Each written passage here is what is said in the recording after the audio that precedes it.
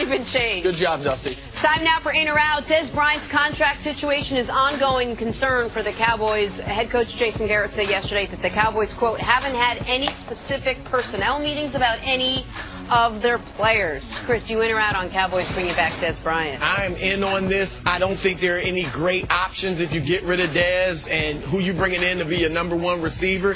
Give him one more year to see if he can maybe not get back to what he used to be, but certainly have a much better year than he did last year. I'm in on Dez. As critical as I've been of Dez, and I think it's been deserved criticism, I'm in on the Cowboys bringing him back. If you cut Dez Bryant, the best free agent wide receiver available becomes Dez Bryant. Even if you keep Dez Bryant, you probably still need to draft a wide receiver in the first round. Like, the Cowboys do not have enough skilled players on the outside, speed on the outside, and pass catchers, be it tight end or wide receivers. You got to keep Dez. But you admit they need more from Dez next year. Of course. He can't just come out and be the same Dez. To the Steelers now. Pittsburgh seems to think they can get a long-term deal for Le'Veon Bell done soon. General Manager Kevin Colbert says he's optimistic they can find common ground. Nick, you in or out on the Steelers signing Le'Veon to a long-term deal?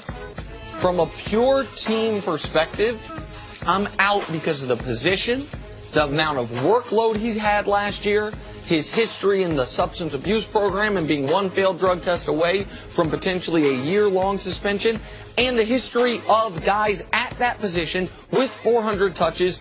What happens to him in the following seasons? I think L. Bell is a tremendous football player, but I don't know. I think I'd rather go year to year with him. They can franchise him one more time relatively cheaply, so I'm out on the long-term deal. Yeah, I'm with you. For Le'Veon's purposes, I'd love to see him get his long-term security at big money. But from a Steelers perspective, I have to be out on this. And I'll say this for Le'Veon. Everybody feels like, oh, poor Le'Veon, he's not getting his money. He's going to get $14.5 million if he's franchised. The highest paid receiver in the league makes like $8.5 million. Highest paid running back. I'm sorry, running back in the league, $8.5 million. So don't act like that's almost 2 seasons at roughly the highest paid, money at that position. So it's not like he's playing for pennies if they franchise him. All right, let's move on to the NFL. John Elway said he was not done swinging and missing in search for a quarterback. Let's all remember what position he played. Last year, they were led by Trevor Siemian,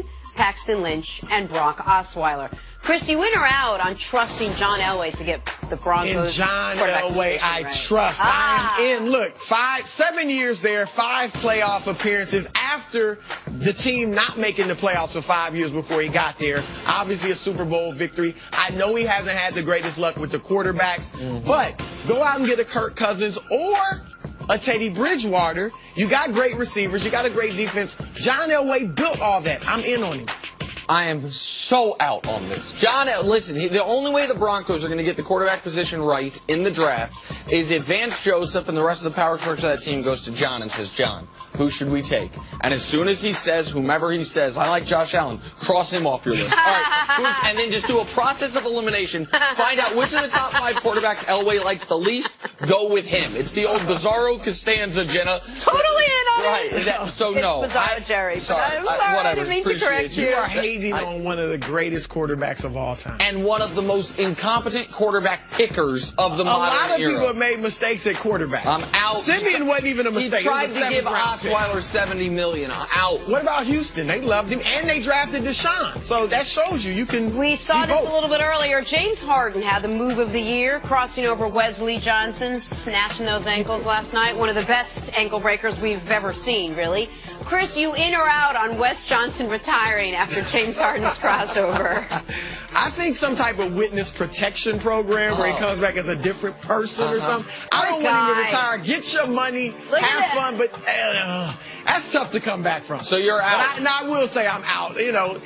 What he's got to do is next time they play the Rockets, he's got to size up Harden and get him back. Okay, well, he's not going to be able to do Okay, how about dunking on him? At least dunk on him. All right, listen. Just hit a jumper in his maybe face. pull a Zaza, do some and dirty something. Get your soul back. You said he snatched his ankles. I think he snatched his soul. I'm in on this. Not only am I in on him retiring, Wes Johnson went to Iowa State and then Syracuse. I've always claimed him as a Syracuse alum. Not no more. That is Iowa State's Wes Johnson. That is not Syracuse's Wes Johnson. That is Iowa State's Wes Johnson crumbling on the floor and turning to dust. I'm in, Wes. It's over for you, bro. Circle March 15th on your calendar. They play again. If Wes decides to come back from the dead and play, we'll see if he can do something. At least if he posts him up, it's like a 12-foot turnaround on him. Would that do it?